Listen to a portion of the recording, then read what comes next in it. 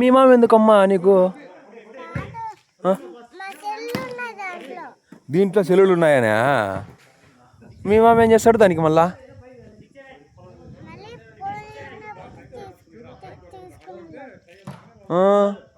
మళ్ళీ నువ్వు ఇంటికి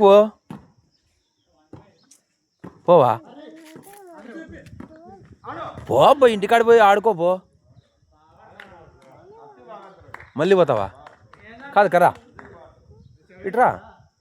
మిన్న ఎక్కడికి పోయినాడు? ఎక్కడ ఇక్కడ అయ్యింది. ఎక్కడ పోతున్నావు? ఇంటికే ఆయన.